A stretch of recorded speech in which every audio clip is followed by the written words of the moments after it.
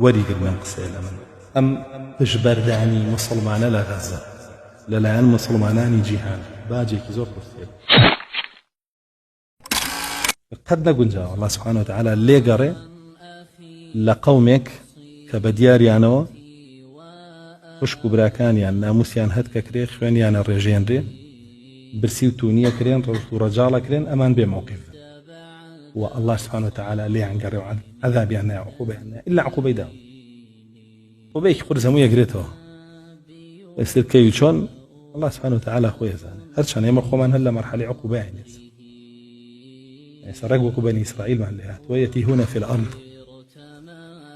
بەردەوام لە ناو زەویا وێڵ و دێوانە سوڕێنەوە نازانین چیەکەین و بەرەو کوێ ڕۆین و هەدەفمان چییە و ئامانجمان چییە مسلمانان بەعام لە هەموو عالەمی ئیسلامیە لەوایە وێ بەڕاستی بەداخەوە ئێستا ئەمڕۆ کەسانێک هەن ئەوە حاڵیانە و ئەمە شتێکیش نییە تازە بێ لەسەر مسلمانە ئێمە لێمان نەبراوە لە کارەسات و لە مەجاعە و لە کوشت و بڕ و لە خوێن ڕشتن بەنەها تر هەر جارە و لە جێگایەکی جیهانە مسلمانان لێیانە کوژرێ و لێیانە بڕێ و لێیان بێسەر و شوێنەکرێ و لێیان برسیەکرێ لێیان تونیەکرێ و خەڵکیش بەبای خەیاڵیان نایە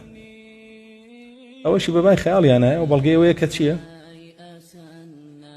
کە لەو جەستەیە نییە رسول الله صلى الله عليه وسلم فەرمێ نمونەیان وەکو جەستەیە گوایە ئێمە لە سەرەتاشەوە خەمی و جەستەیەمان بوو ئێستاش هەر خەمی و جەستەیە خۆی خەڵک لە سەرەتاوە خەمی مەصالح و بەرژەوەندی خۆی بوو ئێستاش بیری و جەستەی هەر نەما خۆی بە شێکەلێ عاقڵە و کەسێ پێش بگرێ بە کارەسات کە ڕووبە نەگە و کەسەی دوای کارەسات بڵێ بۆوان کرد خوا بیوەستیان ئەو بیعقلیە